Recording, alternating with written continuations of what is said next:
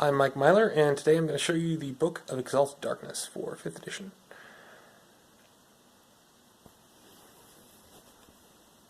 This incredible cover artwork is done by Indy Martin, and as you can see, she just absolutely killed it.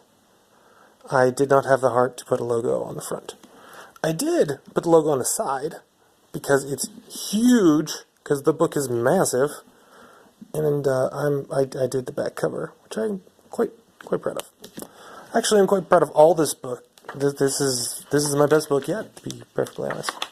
It is a 5th edition OGL, so for D&D 5th edition Decopunk campaign setting, and a vile resource for evil. It is only for 18 plus. If you're under the age of 18, you really need to get your parents for like explicit consent to look at this book. And even if you are an adult, when you decide to play this, you got to sit down with your group and have a discussion of consent to make sure that you don't do something stupid. It's talked about in the Evil Game Mastering chapter. And that is just one of many chapters, because as you can see, the book is huge. It's this world called Styx, where the demigod celestial heroes have sort of won the day and led society to a theocratic utopia. And your characters are villains there to subvert, destroy, and otherwise ruin said wonderful world. It's not all evil. There's a couple things in here for neutral folks, and there will be an equivalent good book called the Book of Celestial Heroes, but for now, this is what we're talking about. Part of the deal that makes you a villain is that the mad scientists still lurking and like rebellious here have instilled your soul with an inherent heresy. So all of their technology has powered this thing called Enigma. And Enigma, among other things, powers their devices, stuff like locomotives, It's about 1920s era technology. And it elongates the lives of good creatures, so evil is just sort of dying out until the mad scientists make their like big play, instilling a bunch of people with inherent heresy, you. And then you can use your inherent heresy to pervert and trick and subvert the technology of theirs, so we'll get to that in a bit. The theocratic church has two major arms. First is the ministry, which is kind of like the big bureaucracy / hospital / government services. And then the Inquisition, which is what you think it is. And then each of the Celestial Heroes has their own like great work. The Gifted Enigma is probably the biggest one. Then Somovia Preserve is where they send people that they can't rehabilitate in sanitariums and hospitals. And then because they don't kill anybody. And then the Bands of Kidar Moak, which is best surmised by Indy's illustration, which is why it is a full-page illustration.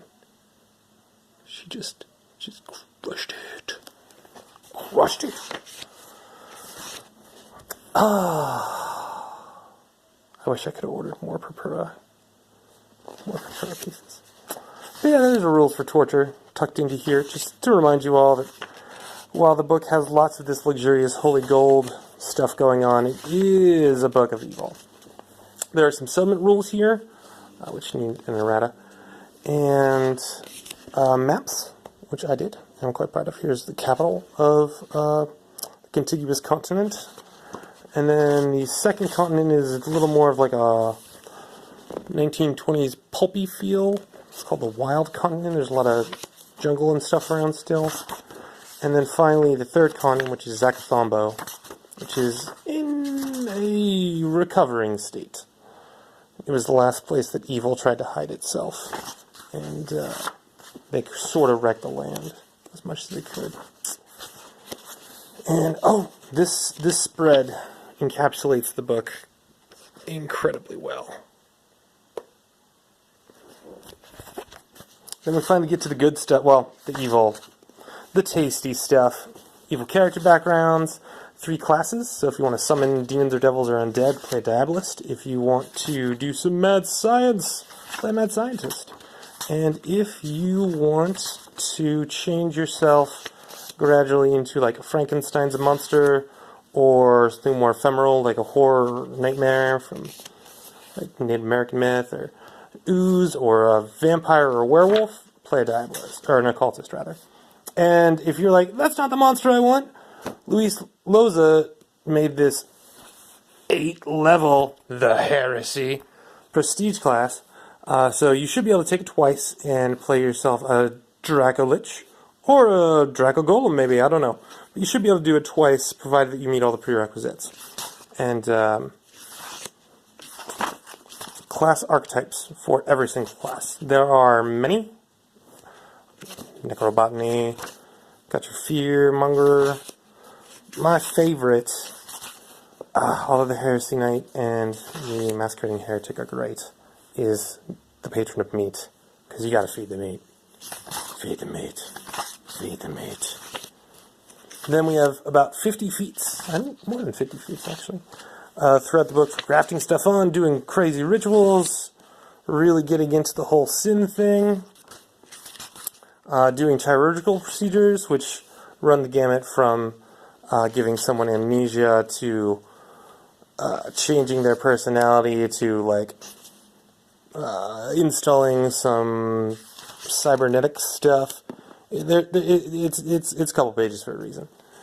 And then we got spells. James Intricaso and Savannah Broadway helped me do this chapter.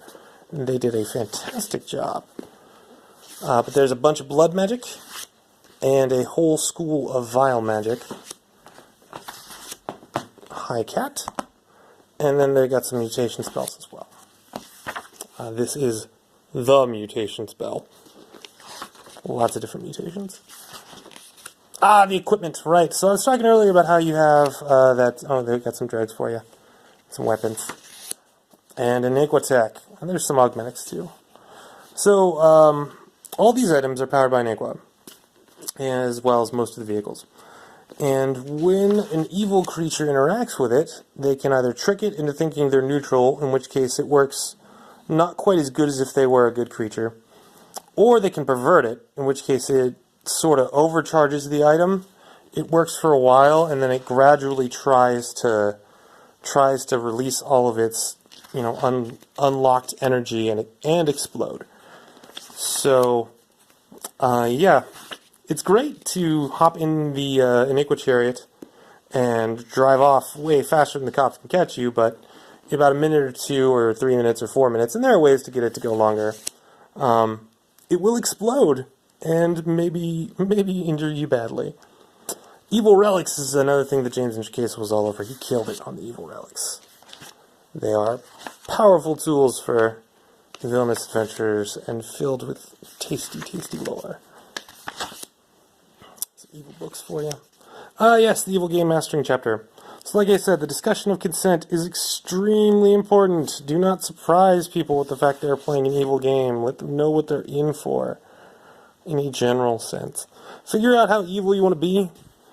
There's also some tips and stuff for keeping a group together, because it is difficult to run an evil game. Or it can be anyway. And then the poisons. All of the poisons in a gorgeous 2-page table summarizing them with over 24 extra poisons, I think. And then, I believe, a dozen new diseases. From fast-acting leprosy to dementia. Stomach parasites. And then madness. This is actually a chart from somebody who went insane, and then their doctor's journal went to the public domain. So these are the madness rules, supplemented with some additional madnesses, and then extra rules for madness if you really want to torture your players. And then mad scientists, which are ostensibly allies of the players. Although, different folks, different strokes. They are all pretty awesome, but I think my favorite of the 6, these are his henchmen. I like Eutrepida, but Rogar's my boy. Out there on the high seas. He's not even a proper mad scientist. He's just good at faking it. And after we finally get through all those, we get to the Forces of Darkness. Here's our Vile Spawn. This is what happens when your sin score gets way too high. You transform into a monster. Still playable, but you're probably not going to any dinner parties. Got a whole bunch of beasts and demons, and devils. So much. Vile dragon, elementals. Yeah, I gotta address that. Golems, Chitons. Chitons pull the chains of Refacina, which is an awesome part of the book, but not something I should talk about in this video. The Numa Wars. This is the reason why pirates are kind of still a big deal, and that they sail regular ships on the seas that are unpowered by an aqua, because these things eat an aqua. They're not evil. They just eat an aqua, and they're huge, and they have fast babies. So, to make shipping more reliable and safe, they use sail ships rather than powered ones. Unless you're inland or in the southern seas where it's too cold for Numa Wars.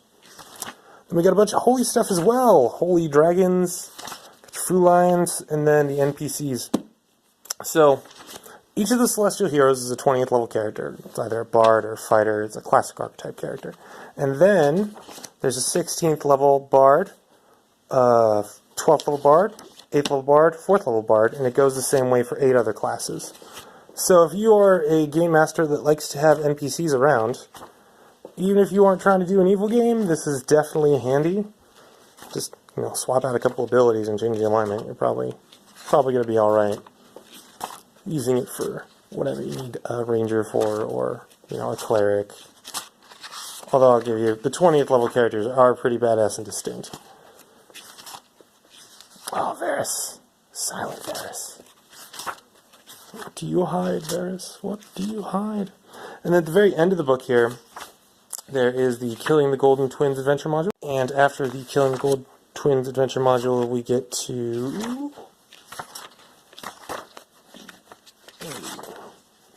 Searching the River Styx, which is a scalable adventure. So anytime there's like a total party kill, you can pull this guy out, and they can try to fight their way out of the underworld. Or trick their way. I mean, there's a couple of approaches you can take. Although it does get more difficult the harder they go. And this is how it scales. There's a template, basically, for each one of the different... There's a demon, devil, and a daemon that they encounter along. And then you use these tables and creatures as the base to add those templates onto. So with a minute of work, you can have your adventure ready. And then there is the character sheet for the book Exalted Darkness. That's the book. Thanks for checking it out. And if you get it, leave a review. Tell me what goes on with your adventures. I love that stuff. Have a great day.